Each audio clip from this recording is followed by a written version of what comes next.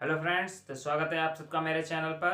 हम micro economics का chapter 4 elasticity of demand पढ़ रहे थे। ठीक है, जिसे आज हम कंटिन्यू करेंगे, जिसमें हम आज पढ़ेंगे कुछ न्यूमेरिकल पोर्शन और determinants of elasticity of demand. तो चलिए बिना टाइम वेस्ट किए स्टार्ट करते हैं।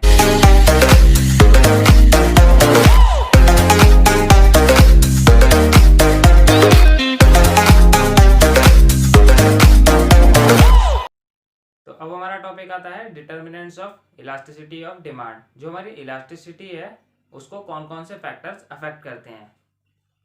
तो सबसे पहला आता है हमारा अवेलेबिलिटी ऑफ सब्स्टिट्यूट गुड्स। जो हमारे मार्केट में सब्स्टिट्यूट गुड्स अवेलेबल हैं किसी भी गुड्स के, ठीक है, वो अफेक्ट करते हैं इलास्टिसिटी को। अब ये समझ लीजिए इलास्टिसिटी, सबसे पहले इलास्टिक, कोई भी डिमांड होगी वो इलास्टिक होगी या फिर in elastic.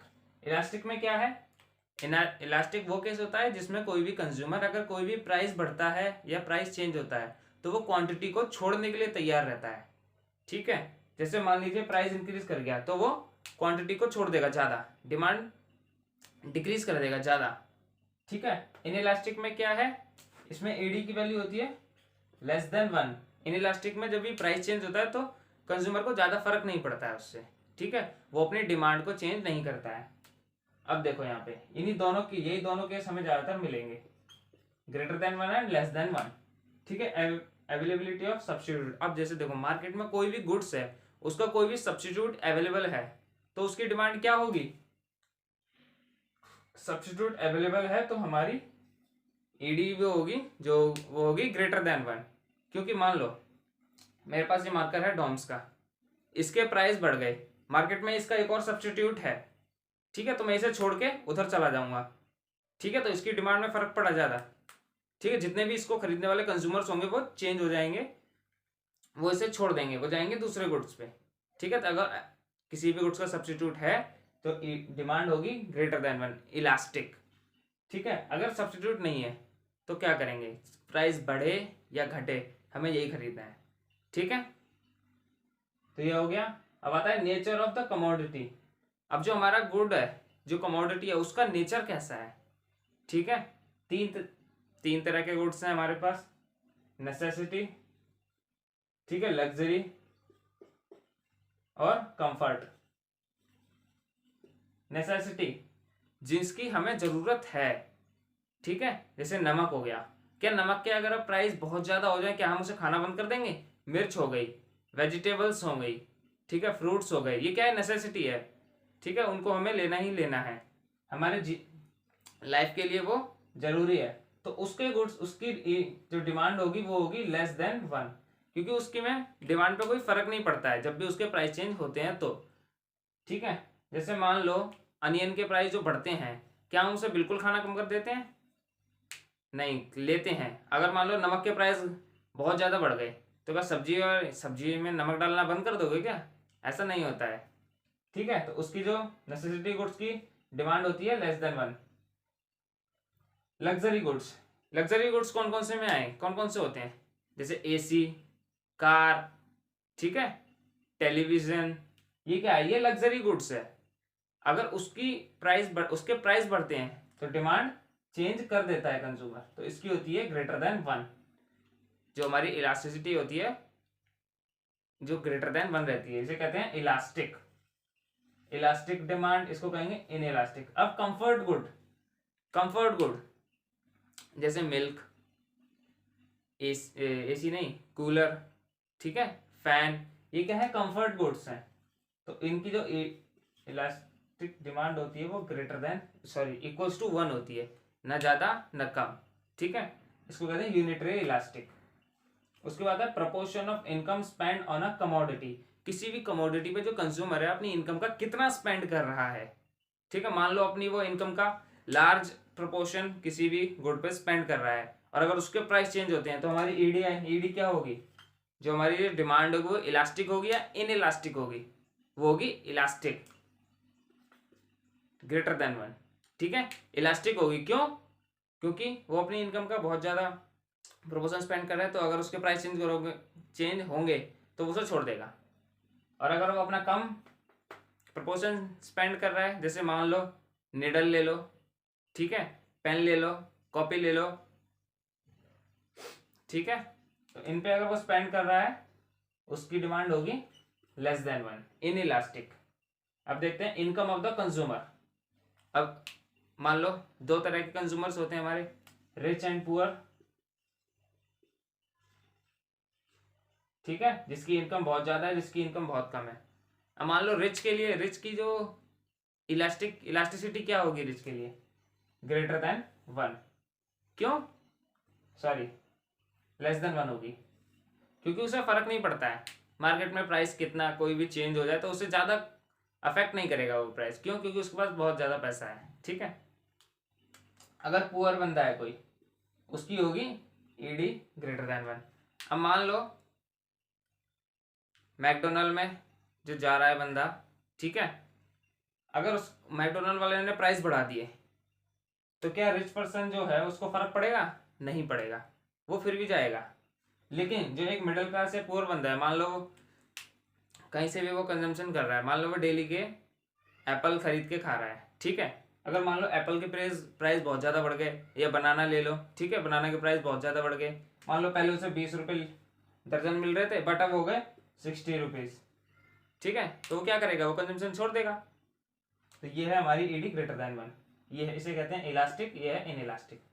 Price level, price of commodity. अब जो हम कमोडिटी कंज्यूम कर रहे हैं उसके प्राइस अगर हाई है तो क्या करेगा कंज्यूमर, इलास्टिक होगा, इन इलास्टिक। अगर लो है तो हाई पे क्या होगा, जिस गुड्स के बहुत ज़्यादा हाई प्राइस होते हैं उसकी डिमांड होती है इलास्टिक, क्योंकि कंज्यूमर उसको छोड़ देगा, फिर कम कर देगा उसका कंजम्पशन। और जिसकी कम होती है, जिस भी गुड्स के प्राइस कम होते हैं उसकी डिमांड होती है इन इलास्टिक, क्योंकि उसको वो अपनी इनकम का ज़्यादा प्रोपोर्शन स्पेंड भी नहीं कर रहे हैं। ये थोड़ा सा इससे मिलता जुलता है इनकम वाले से, इनकम, ठीक है। Habit of consumer. अब मान लो हैबिट का क्या मतलब है, आदत लग जाना किसी भी गुड्स की, ठीक है। अब जैसे काफ़ी बंदे होते हैं, किसी को सिगरेट की लत लग जाती है, किसी को अल्कोहल की लत लग जाती है, किसी को तंबाकू की लत लग जाती है, तो वो क्या है, हैबिट बन गई है उनकी, ठीक है, उन्हें लेना है तो लेना है। तो उस केस में डिमांड जो हो जाती है, इलास्टिसिटी वो हो जाती है लेस देन 1। क्यों, क्योंकि प्राइस अगर चेंज होगा तो उन्हें ज़्यादा कोई फर्क नहीं पड़ेगा, क्योंकि उनकी आदत बन गई है, उन्हें चाहिए तो चाहिए, ठीक है, चाहे कितने भी प्राइस हो जाए। अब जो बंदा एक अल्कोहलिक बंदा है, उसको उसके लिए अल्कोहलिक के प्राइस से कोई मतलब नहीं है, क्योंकि वो उसकी नीड बन चुकी है। और जिसको हैबिट नहीं है उसकी ईडी ग्रेटर देन 1 हो जाएगी, इलास्टिक, ये in elastic. Postponement of use, ठीक है। अब ये क्या है, पोस्टपोन करना, किसी भी चीज को छोड़ देना, ठीक है। अगर कोई भी बंदा किसी भी गुड्स को छोड़ने के लिए तैयार है तो उसकी तो डिमांड क्या होगी, इलास्टिक, ईडी ग्रेटर देन 1। और अगर कोई भी बंदा पोस्टपोन करने के लिए तैयार नहीं है, उसको आदत लग गई है, हैबिचुअल है वो, ठीक है, हैबिट लग चुकी है उसे, तो हमारी डिमांड क्या होगी, इन इलास्टिक, ठीक है। तो ये सारे डिटर्मिनेंट्स हैं जो हमारी इलास्टिसिटी को अफेक्ट्स करते हैं। बाकी जो आप इसको प्रॉपर नोट्स आपको डिस्क्रिप्शन में मिल जाएंगे, ठीक है। तो चलिए आगे बढ़ते हैं। तो अब हम कुछ न्यूमेरिकल्स देख लेते हैं जिसमें हमें इलास्टिसिटी फाइंड करनी है। तो सबसे पहला न्यूमेरिकल देखो, जिसमें हमें इनिशियल प्राइस दे रखा है 20 और हमें क्वांटिटी दे रखी है जो हम कंज्यूम करेंगे, डिमांड करेंगे या तो 300 यूनिट्स। और प्राइस अगर देखो इंक्रीज हो गया और हमारी क्वांटिटी डिक्रीज हो गई तब हमारी इलास्टिसिटी क्या होगी। अब हम इसमें कौन सा फॉर्मूला लगाएंगे, प्रोपोर्शन वाला, ठीक है। हम इसमें परसेंटेज वाला फॉर्मूला वो नहीं लगा सकते, ठीक है। तो ईडी का फॉर्मूला क्या है हमारा, change in P upon change in Q, नहीं, change in Q upon change in P multiply P initial price initial quantity. Quantity में हमारा कितना चेंज हुआ है यहाँ पे, ये ध्यान रखना, Q1 माइनस Q0 तो नेगेटिव में आएगा हमारा 60, ठीक है, upon change in price 2 multiply initial price 20 initial quantity 300, ठीक है।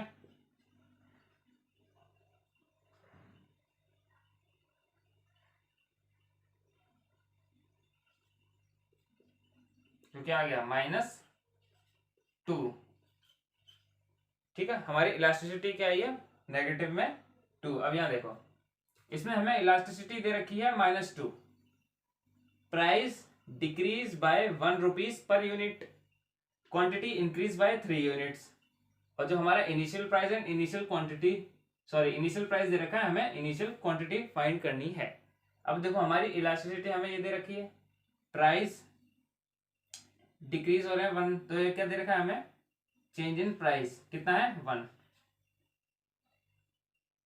Quantity increase by 3 units, change in quantity कितनी है -3, सॉरी ये माइनस होगा, क्यों, क्योंकि जो हमारे प्राइस है फॉल कर रहा है। ठीक है, जैसे इनिशियल हमारा 10 है तो हमारा नेक्स्ट हो जाएगा 8, और जो हम चेंज इन प्राइस निकालते हैं वो न्यू माइनस ओल्ड होता है।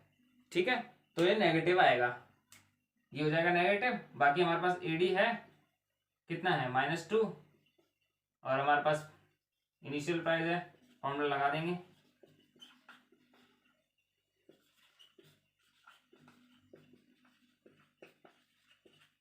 एडी हमें -2 दे रखा है, change in Q 3 -1 multiply 10 upon Q, initial quantity, तो ये इधर आ जाएगा।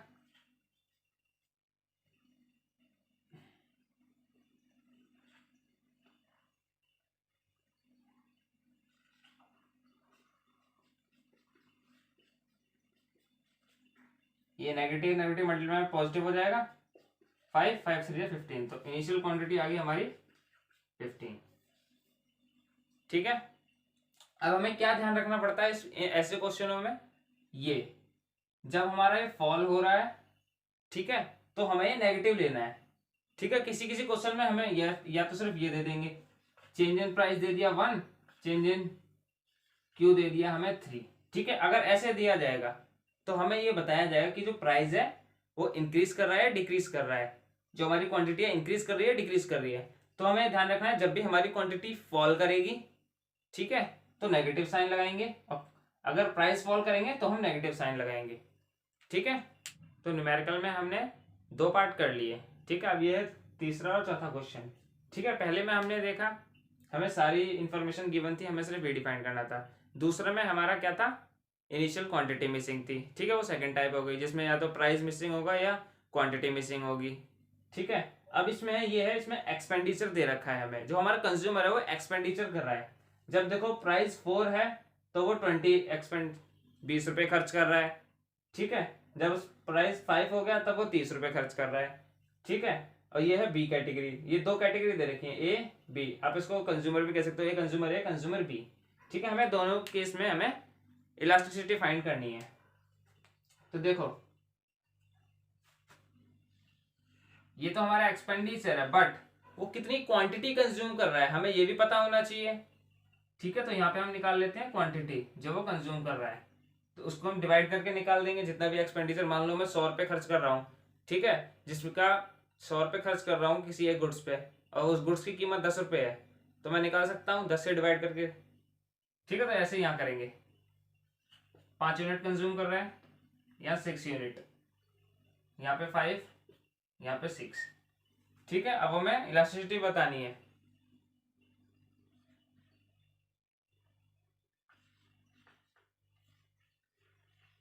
पहले केस में, ठीक है,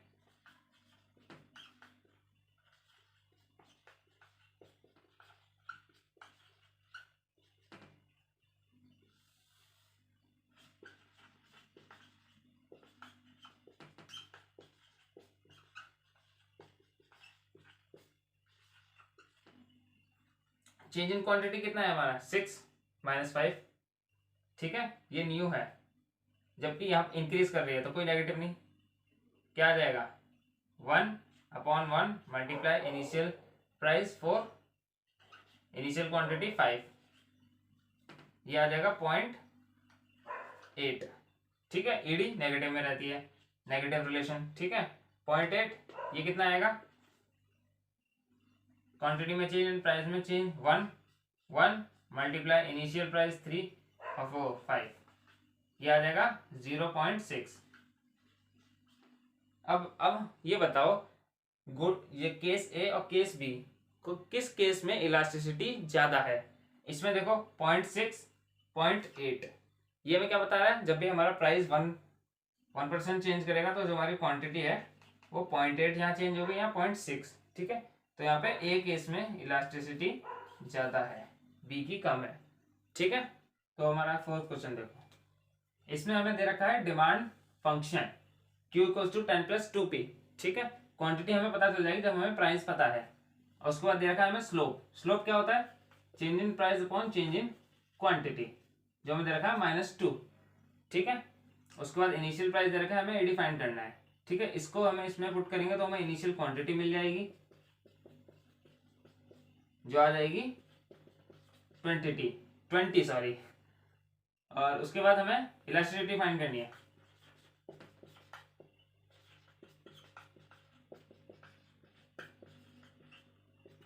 यहाँ देखो इस वैल्यू को,